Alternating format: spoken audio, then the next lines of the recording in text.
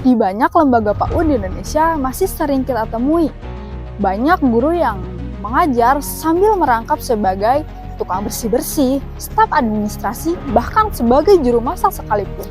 Kadang, kepala PAUD pun merasa kesulitan untuk membedakan tugas guru dengan staf yang lainnya karena tidak adanya pembagian tugas atau kerja yang jelas.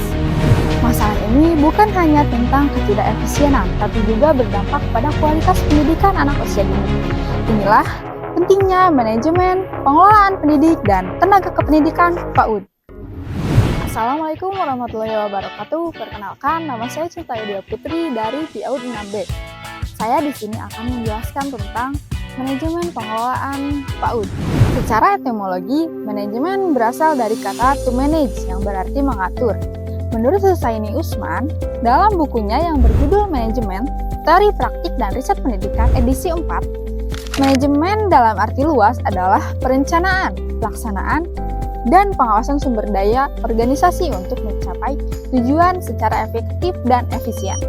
Manajemen dalam arti sempit adalah manajemen sekolah atau madrasah yang meliputi perencanaan program sekolah, pelaksanaan program sekolah, kepemimpinan kepala sekolah, pengawas atau evaluasi, dan sistem informasi sekolah. Untuk mengelola staf PAUD secara optimal, pengelola harus menguasai prinsip manajemen. Yang pertama ada kompeten, yang kedua profesionalitas, ketiga komunikasi dan koordinasi, dan yang terakhir membangun kompetensi dengan sehat. Dan pengelola PAUD juga harus memenuhi standar kompetensi secara manajerial, sosial, kepribadian, dan profesional. Pembagian tugas yang jelas adalah kunci kerja efektif. Inilah job description masing-masing peran dalam PAUD. Yang pertama ada kepala sekolah. Tugasnya menyusun program tahunan, membina guru, melakukan supervisi, menjalin kerjasama dengan orang tua, dan memimpin lembaga secara keseluruhan. Yang kedua ada guru.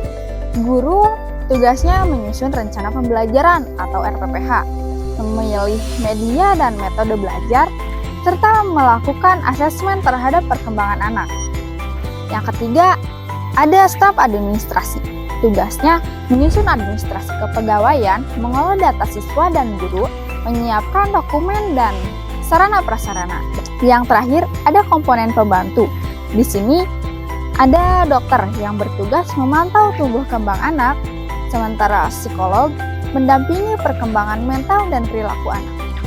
Dan komponen pembantu sendiri tidak hanya mengacu kepada dokter dan psikolog itu sendiri, tapi mencakup berbagai komponen pembantu yang dibutuhkan oleh sekolah itu sendiri.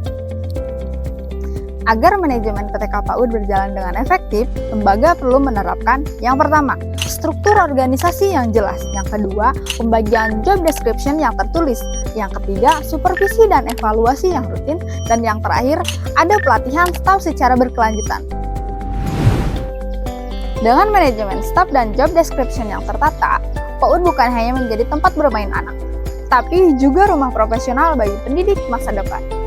Mari kita bangun PAUD berkualitas dari pengelolaan tenaga yang profesional.